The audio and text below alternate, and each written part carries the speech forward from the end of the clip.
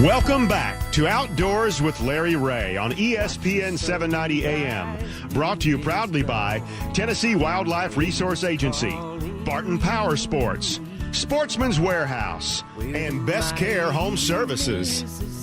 Okay, I love my sponsors. Did you hear what Dennis Fuller said there? We couldn't do it without Barton Power Sports, TWRA, of course, Barton Power Sports, out of Jonesboro, West Memphis, Forest City, and just today on Mount Moriah. Just down the road a Just piece. down the road, 5715 Mount Moriah, just down the road. Indian Motorcycles, and if you don't know, that's old. Those guys have been around since Sitting Bull, I think, or something along that line. You got one with training wheels on it, don't you? Training wheels. I don't have those kind of things. But go out to the new store today. 8 o'clock it opens up, and but let's talk boating. We this is a regular. We're going to have to put him on the payroll, which we don't have to he's begin my with. go-to guy.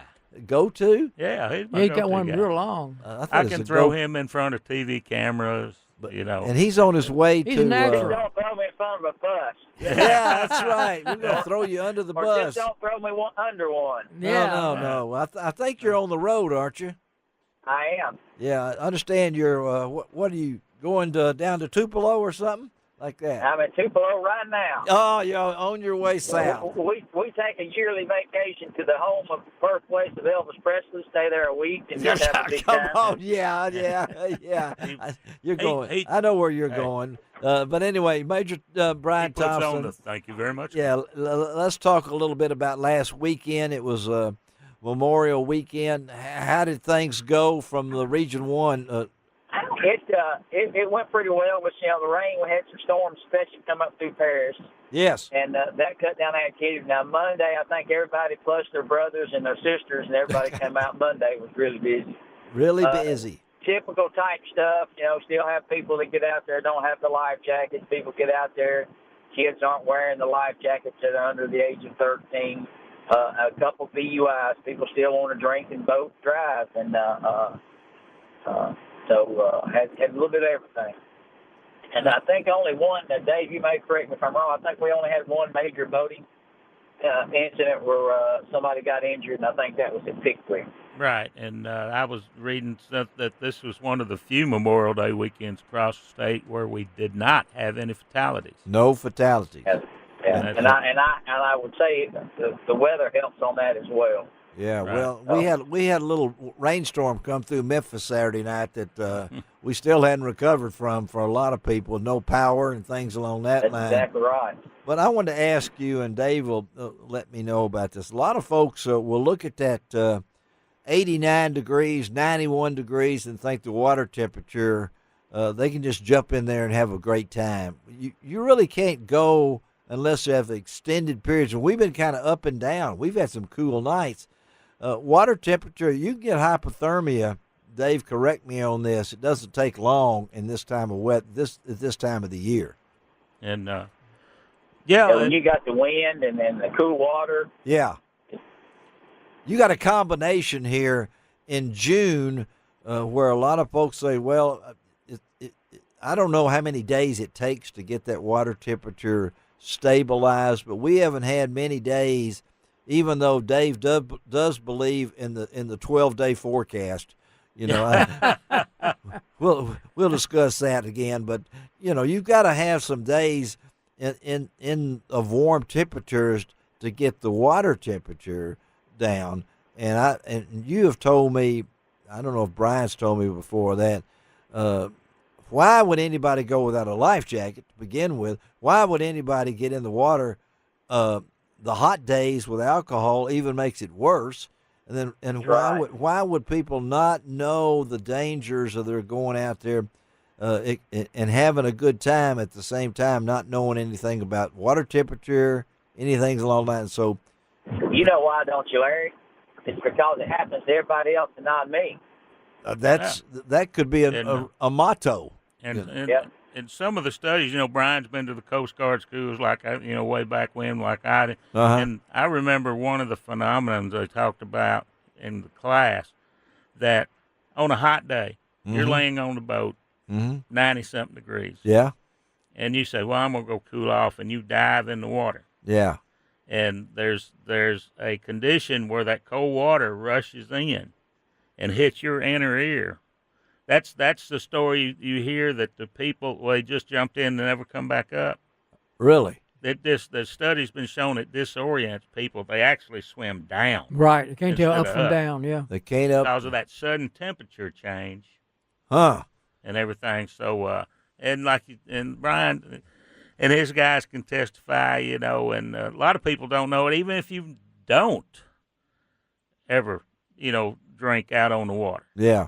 I know when I was working boating and Brian working boating too, you spend all day out in a boat on a rough lake and the sun and the wave action and getting beat and everything. And the next day I felt like I was hungover. Yeah. Wear you out. That night, Dave, too, or I'd leave with a headache. Right. Yeah, and this is just because you're out in the sun all day. Right. And you might get dehydrated. So some of these people. And then if you add alcohol to that, people, it's recreation. Some that's people, right. Yeah. Those kind of conditions, will triple the effects. So another thing you need to people keep in mind too, and I think, Dave, every year we've been having more and more, is deaths by carbon monoxide poisoning. Right. People swimming around the boats. There's a lot of people's getting rafted up and get together and still running different types of things. And carbon monoxide sits right there on top of the water. And I think that I was reading somebody's place already had a death this year due to carbon monoxide poisoning. Really? So that's And also, I've read this year there's been several deaths that people don't realize. If you've got a dock and you have any electrical type outlet around there, that there's been several people electrocuted because of a short. Electricity, getting into the water. Right. It paralyzes you. It's like our guys are electro fishing boats out there, the way they collect fish. Yeah, they're not jumping in the water. Yeah. They're not pulling the boat through the water. They're not doing that. And we got Brian Thompson on the TWRA. And I've got to ask you, Brian, how many years you been with the agency? Almost 33. Almost 33. Now, Dave actually mentioned. We was talking. Let's talk about your days as a diver. As a diver, I was telling him a story about a unique thing you found down around the Savannah area that time. Oh, you talking about the rifle? The rifle. Yeah. Tell our listeners. I found a rifle that was involved in a double homicide, and they threw it off a boat ramp in Savannah. But what I brought was in there checking the boat ramp on the bottom of the water, and I find something that looked like a gun, and brought it out, and it was a AK-47 or SKS. I forget which one it was, but anyway, had two magazines wrapped around the end of it, still loaded. So somebody, matter of fact, next day we run a check, didn't come back anything. Next day, Jerry Strom and another guy getting ready to shoot it when the sheriff's department showed up and said, "Hey, we need that." But you had found, you had found it. Were you diving in that area and just happened to? Yes, at the end of the boat ramp, we were checking because we had damage on the boat ramp. So I'm at the end of the boat ramp and checking it. I mean, it wasn't that deep, 10, 15 feet. And then I find this thing wrapped up in garbage bag. Yeah, what I was telling, what you told me, what was the first thought you had when you reached and touched that packet? I thought it was a baby. Yeah, you thought it was a body, right? Yeah, that's exactly what I thought it was. I thought it was a baby. And that, is that? But I will tell you this though, Larry. Talking about the diving, we was pulling out a stolen car out of Gooch Unit E, Crockett Bottom one day, and Sam Bell and I went down. He went on one side of the car, and I went on the other side. Window was open. First thing you got to do is check to see if there's anybody in it, because you couldn't see. If you just feel, you can't see anything there. Well, Sam had come around the car, and when I reached in, he reached in and grabbed me at the same time. So this was a car that was submerged? Yeah, completely submerged. It was underwater, so we were in there to hook up and pull it out, but we was checking it out first, and when I run my hand in there, he grabbed me, and I thought somebody in there done come alive. I come up, we laughed. Well, I know that's we did that one time to a young on a couple of teenagers were in the tent next to us, and my wife, one of them was feeling around outside the tent during the night. My wife grabbed his hand, I tell you what, he left a trail there. I tell you, scared him. He got him pretty good, but you know what? I have been involved in several of them where you pull the car out and you open it up and there's somebody in the trunk. So, oh my goodness! When you see that, and every time you go down, it's like, oh no. Yeah, because the visibility is not the greatest, right? Wherever you go. Well, you can see dirt, mud. You just can't see your hand. You just can't see your hand or anything like that. You have to feel where you go. All right, now we'll let you go in just a second here. So, Brian, tell us, well, we're coming into June now, so give us some safe boating tips for June. Hey, just everybody remember, wear your life jackets. I know it's a law for anybody under the age of 13, but everybody out there should be wearing them. Not just folks that can't swim.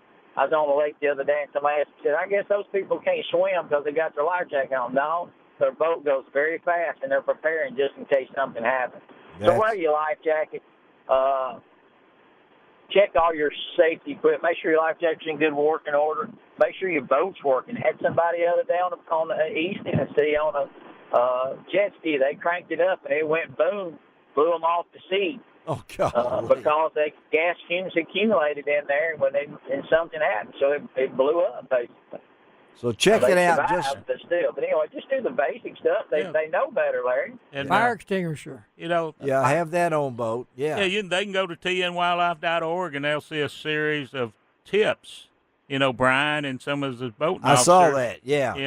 That have that. Talk about TNWildlife.org. Brian, we're gonna let you go, buddy. Have a great trip, and we'll probably talk to you next month again. Okay? Hey, sounds great, Larry. Everybody be safe out there. Remember, wear your life jacket. It floats. You don't. There you go, buddy. Thank you, Brian Thompson, TWRA. Let me tell you, next week's show, of course, Ron Wong and Bill Cooksey will be in on next week's show. We're going to be talking some fishing. Ron's up in Russellville, Arkansas right now, Lake Dardanelle, covering one of the BSS. I bet he's looking elite. at the nuclear plant stack. No, that's back. My brother-in-law works there. That's a little. You can see that. Yeah, I know that. You can see him a long way. Yeah, and we're going to talk to professional bass fisherman Brandon Polinick. He just won a recent tournament. We're going to have him on the show. Some other surprise guests. I think pretty soon we're going to have Mark Rose on the show. But anything, don't forget, next Saturday, registration 7 to 9, Mid-South TWRA Junior Fishing Rodeo, sponsored by the Germantown Parks and Recreation, Welch Realty Company, and Blue Bank Resort. Johnson Road Park, Saturday. Registration again 7 to 9, fishing 9 to 11. Check out at 11. And remember this, ages 5 through 12. That's new, ages 5 through 12. And for the first young person yes, that walks up to you yes, while on the levee, walks up to me, hey, you sound taller on the radio, I'll give them a special prize. Did you hear that? Come up to me at the rodeo and say, you sound taller on the radio. I hear the music. Greg Ratliff, our show producer, has done it again. It's in the book, Gene Smith. Yes, it is. It is. Thank you, Dave Gabbert. Oh, yes. And remember, as I tell you every week, it doesn't cost an extra cent to be a good sport, and God bless the USA. There is no better way you can find